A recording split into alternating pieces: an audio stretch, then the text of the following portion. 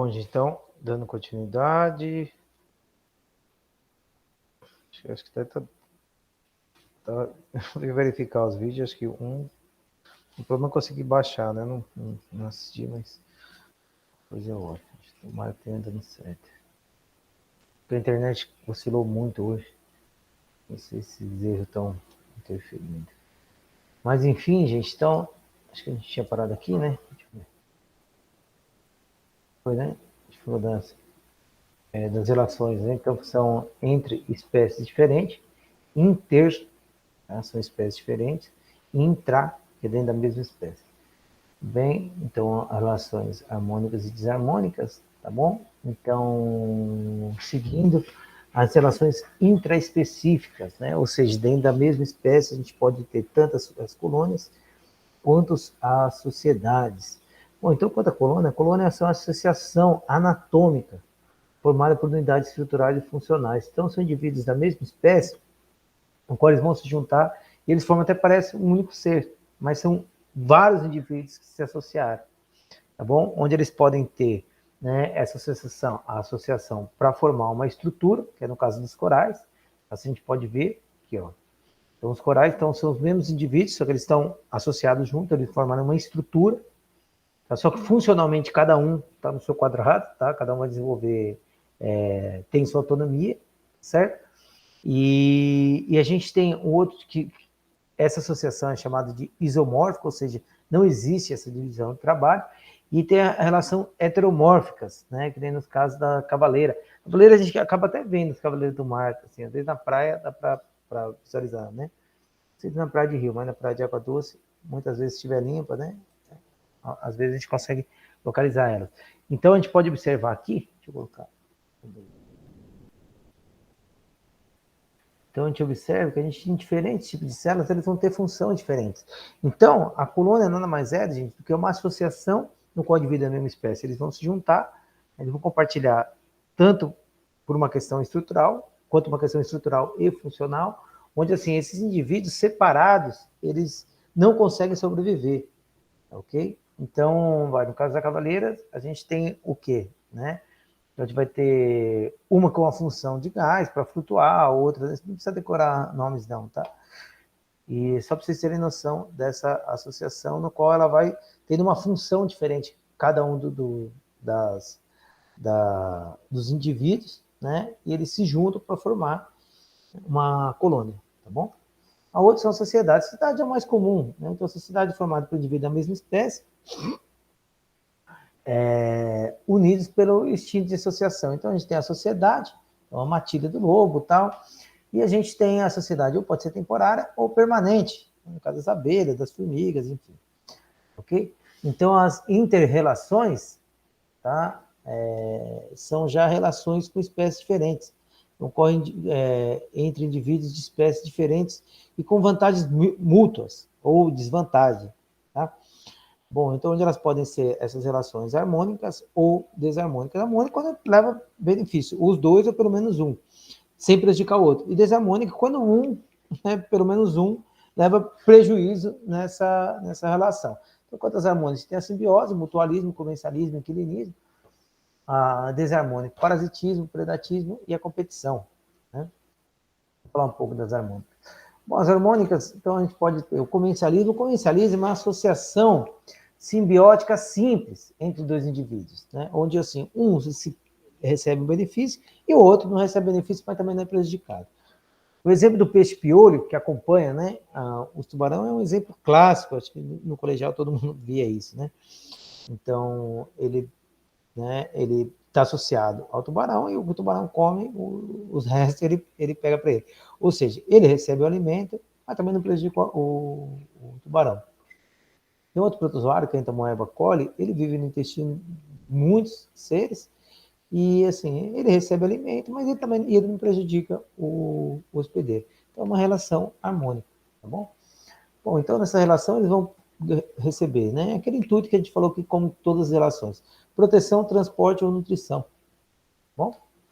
Bom, o mutualismo já é uma associação bilateral, né? Então, diferente do comercialismo, é uma relação onde os dois vão se beneficiar. Um exemplo clássico, bom, tem o líquen, né, que a gente encontra em pedras, cascas de árvore, que é a junção tanto de fungos quanto de algas, onde o fungo dá a estrutura de sustentação, a alga faz a fotossíntese, né, ela consegue captar energia e eles têm essa troca. O outro é do pulgão, né, que tem esse protozoário, que é termitas, que é essa hipermastigenia, tá? Que é esse protozoário que vive no intestino do pulgão. O pulgão dá o alimento, ele beneficia e entrega o resto do metabolismo para o pulgão para ele se alimentar. Tá? A simbiose é um mutualismo mais entrelaçado, onde um não vive sem o outro. Tudo bem? Então, um exemplo disso são aqui as astro, né, e as mitocôndrias, como eu já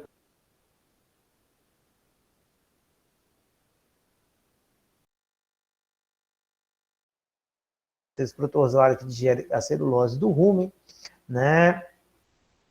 E, claro, tanto o protozoário quanto o micro-organismo, né? Uma bactéria, um fungo, é toda uma maquinaria enzimática que chega ali no intestino, que possibilita a quebra de celulose, né? A produção de vitaminas, enfim.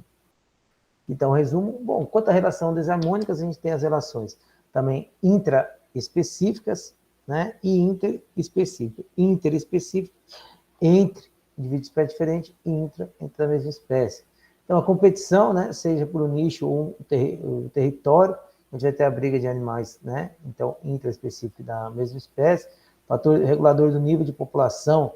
Isso é interessante, assim, criava hamster, né, e coelho é a mesma coisa, e faltava espaço, faltava a fêmea aborta, ou o macho mata o filhote se não separar, porque é um fator de sobrevivência, né? Então ele identifica que aquilo ali é uma ameaça e vai controlar o crescimento. Bom, o predatismo, ele vai se dar uma espécie alimenta do outro, né? Na própria cadeia alimentar, e o cadeia alimentar, né? Claro, né? Então um tigre come um coelho, um porquinho da Índia, né? Enfim. Canibalismo, um animal se alimenta da mesma espécie, né? Seja por superdotação ou deficiência alimentar no criador. Que é o que eu tinha comentei era competição. Tá? Canibalismo é quando ocorre a compra. Bom, o que traz para a gente? Parasitismo. Né? Então, parasitismo é essa associação, que ele é o que os autores pegam, que assim, esse parasitismo ele sempre vai tender para o mutualismo e depois para a simbiose. Aqui no começo, como a relação é desarmônica, claro, muitas vezes, né, inclusive o indivíduo morre, isso torna inclusive o parasita um parasita mal, um parasita mal sucedido, porque ele está perdendo o abrigo, o alimento dele. Tá? Mas o parasitismo, então, é associação entre os dois, uma associação desarmônica entre os seres vivos, no qual há um benefício unilateral, ou seja, um ganha e o outro perde. Tá? Então, no caso aqui, os carrapatos, olha que a gente vai ver se... Isso aqui é o crânio de uma ovelha, coitada. Olha as larvas. Tá? Aqui também, dá para ver aqui. Ó. Tudo bem? Então, no qual esses parasitas estão se alimentando, comendo sangue, né?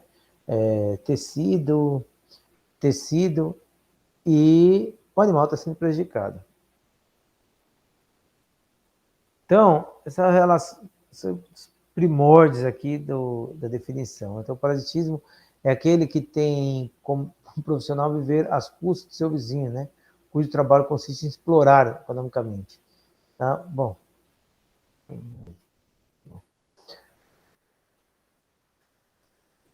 Quando é ao vivo é mais fácil. É porque aqui então está aquilo que a gente estava conversando, né? Então, assim, o parasitismo ele tende a evoluir, né? A gente vê alguns casos, que nem o caso de espécies de Trypanosoma, que fica a vida inteira num tatu e ele não causa doença no tatu. E a gente tem casos de Trypanosoma também, não sei se acho que coloquei uma hora. está em espécie de peixe, tá? E não, aqui, ó, não causa nada, sabe? Assim, até é muito comum com peixe, acontece muito isso, assim. Eles têm um trabalho daqui, aqui no colega de vocês. Mas acontece muito, assim, é muito para que a gente até fala que é muito parasita velho em espécie nova. Então a gente descobre o parasita e tem sempre first, blá blá blá, que é a primeira descrição e tal. Mas por conta disso, né? Então, assim, ocorre essa evolução e o parasita acaba que, por mais que ele cause doença num outro hospedeiro, para aquele hospedeiro que ele está, ele não causa, então ele consegue viver em harmonia, tá? Muitas vezes, inclusive, sem prejudicar o seu hospedeiro definitivo, tá? Então, o parasitismo ele sempre vai tender ao equilíbrio, porque a morte do hospedeiro é um prejuízo, né? As associações existentes, isso ocorre com o passar do tempo, né? E claro que vai depender tanto do parasita, o número, tamanho, localização, a virulência, quanto do hospedeiro, idade, fator nutricional, resposta imune, o que a gente já havia conversado, tá? Inclusive é interessante assim, que tem algumas epidemias, não, tem algumas doenças que elas são endêmicas em um lugar e quando ela aparece no outro lugar, ela é epidêmica, ou seja, dá um surto. Por quê? Porque o hospedeiro já está mais acostumado com, com a doença, né, com o parasita. Então ele já não manifesta mais tanto sintoma, né, às vezes a transmissão é mais baixa, porque quando aí, dependendo o local, inclusive com a mesma espécie, a gente tem um surto, tá? A gente tem um surto epidêmico. Já vai ser, deixa a gente para outro. Então, só repetindo, então, o hospedeiro entende-se como hospedeiro todo indivíduo capaz de abrigar em seu organismo um agente causador de doença, parasitismo, ser que vive associado a outro, sempre dependendo desse seu abrigo, alimentação e reprodução. Vetores transmitem o agente infeccioso de um hospedeiro parasitado para outro. Vetor biológico, quando o parasita se multiplica, se desenvolve no vetor. Vetor mecânico, quando o parasita não se multiplica, nem se desenvolve. Isso que a gente já havia conversado. Mas... E o parasitismo, gente, o parasita ele tem de se adaptar, tá? Então, como a gente já havia conversado, essas adaptações ela pode ser tanto morfológicas, fisiológicas ou biológicas. Morfológica ele alterar a forma dele, né? Fisiológica ele vai alterar a sua função. E biológico, inclusive, pode alterar o seu ciclo. Então, morfológica a gente tem o quê? A degeneração, o que tem alguns casos de pulga que eles perderam ao longo do tempo as asas. Ele perde asas por quê? Porque ele se utiliza apenas do hospedeiro, então ele não precisa mais dela. Ele não gasta energia produzindo ela. Só o ser humano que usa aquele que não precisa, mas nenhuma outra espécie faz isso. Né? Por isso falar que a gente é mal sucedido na nossa existência de maneira geral, né?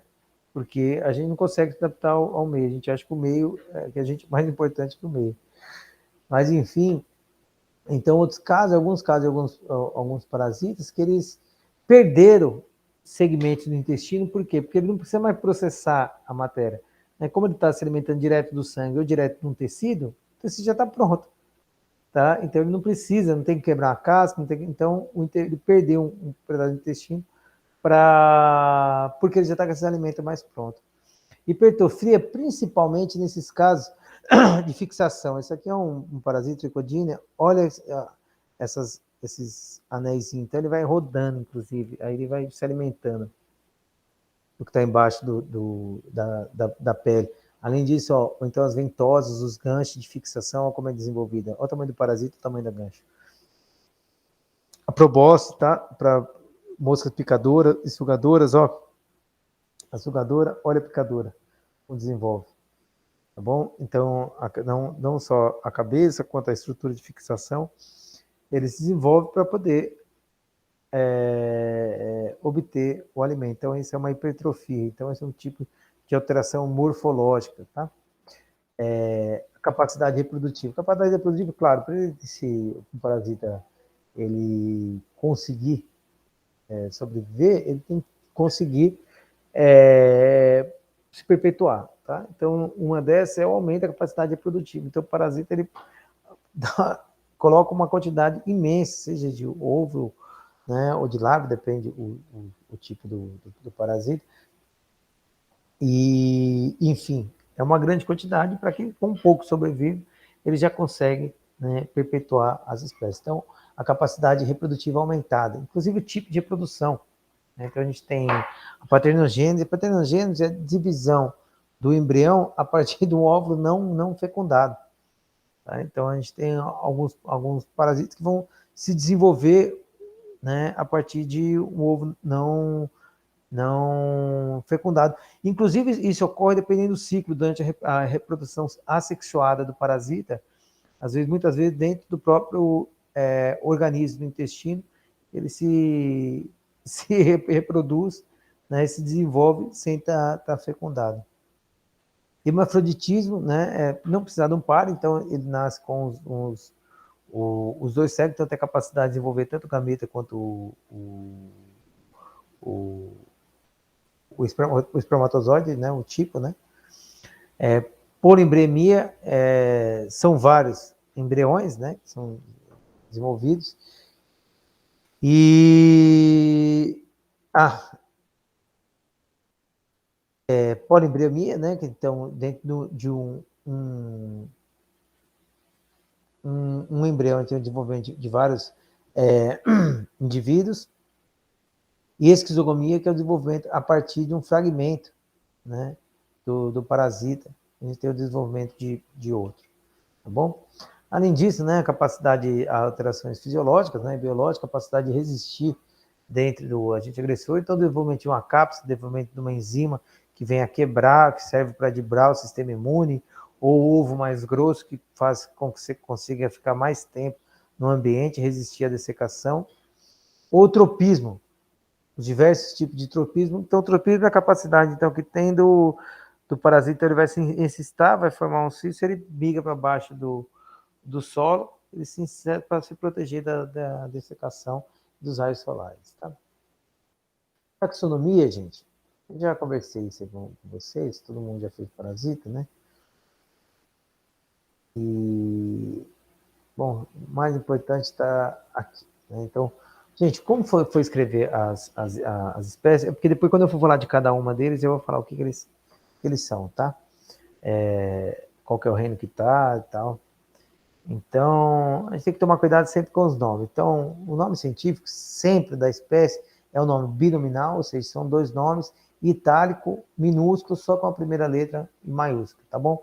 A subespécie é sempre o terceiro nome, mas mantém o mesmo formato. Então, tudo em itálico ou destacado, se for escrito, se destaca, então, só com a primeira letra em maiúsculo. O gênero, ele é nominal, latim, né? Todos eles são latim, escrito em letra maiúscula grifada. Por que tem que ser assim em latim? Porque o latim é uma língua morta, porque assim, as línguas elas são mutáveis, né? Elas se transformam. É igual o muito, presidenta não existe. Claro que não existe, não tinha tido nenhuma presidente, né? Mulher, então a língua, a língua é viva. Então, a gente vai incorporando, tirando e tal. E é claro, para uma espécie, para a gente manter um padrão de linguagem no mundo inteiro, né, para que todo mundo, quando pensa num Felis catus doméstico, todo mundo entenda que é um gato doméstico, ele precisa estar padronizado. Então, a gente não pode chamar aqui de Joãozinho, na África de Maria, nas florestas de Totó. Né? Então, para padronizar isso, é preciso ter uma língua morta, uma língua que já não muda, quando ninguém fala, por isso que se adota o latim. Tá?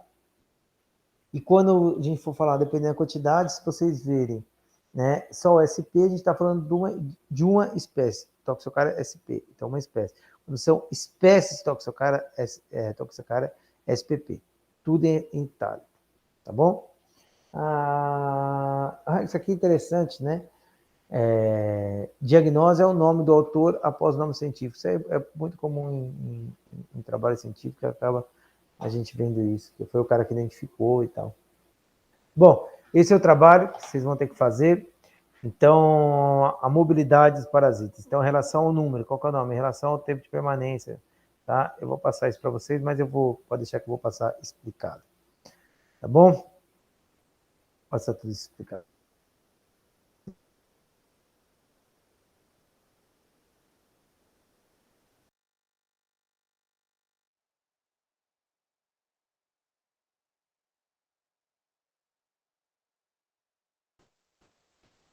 Enfim, caiu a internet de novo. Bom, gente, é isso aí. Obrigado, viu? E eu vou escrever agora tudo sobre o trabalho, tá? E vou enviar o link para vocês. Vou postar no YouTube também.